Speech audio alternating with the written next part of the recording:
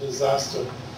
The reason that we have a Hamas government today isn't that Hamas won a majority of the Palestinian votes on the day of election. Hamas never received a majority of the votes of the public. It received a majority of the seats, but not the votes. It only received 44% of the votes of the public. This would not have been enough for Hamas to form a government, because Fatah received 42% of the votes of the public. Fatah could have formed a government based on this with other groups and factions. The reason that Fatah is not in government today is because of Fatah's fragmentation. The fragmentation within Fatah led to a disaster in the districts where the votes for Fatah were split, and the official Fatah candidates received only part of the votes of Fatah.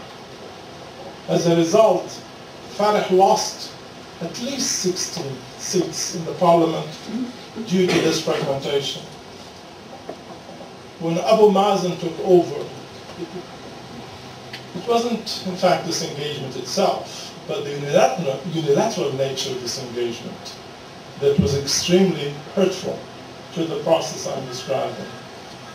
Unilateral disengagement damaged both the promise of the chances of Fatah winning the elections as well as the peace process in three ways. On the one hand, it affirmed in the minds of the Palestinians the utility of violence.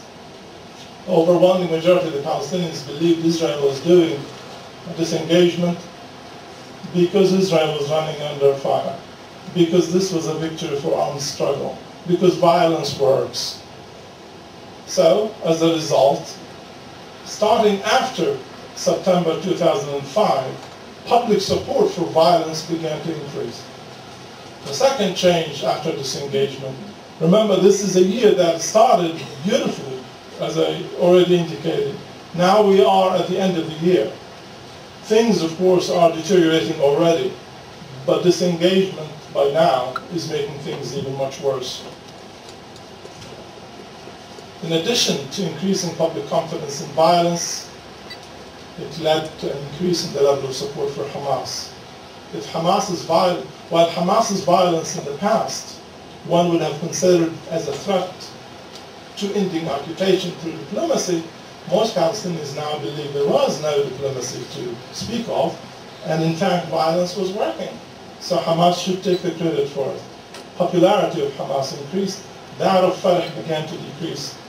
Finally, the increase in public willingness to compromise, particularly regarding permanent status that I spoke about earlier, that we saw earlier in the year after Arafat died. By the end of the year, that was gone. Exactly 1 year later, after Arafat died, the increase, a significant increase, which I'll show you in a minute, in the level of support for compromises. Almost all that gain was lost by the end of the year. Why? Because if Israel is willing to unilaterally pull out to the lines of 1967 from Gaza, why should the Palestinians compromise?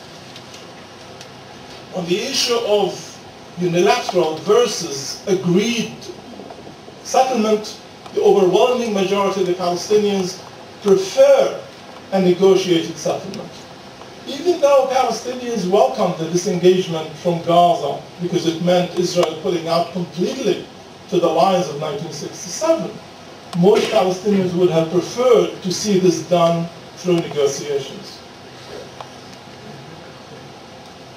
On the question of whether it should be stage by stage, interim settlement or comprehensive, although the percentages are not identical, you can clearly say again that the differences between Fatah and Hamas, first of all, that there is a majority fully in support of a permanent status agreement, although there is about 1/3 or so who would rather go towards an interim negotiations.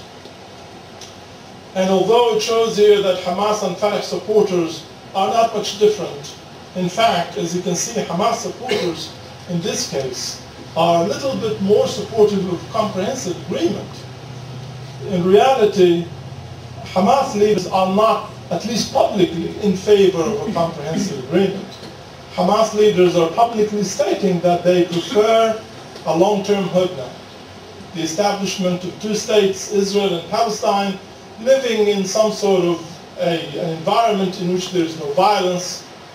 One can call it peace, but Hamas is reluctant to use this term because Hamas wants to maintain the right not to recognize the state of Israel, even as part of this long-term hudna.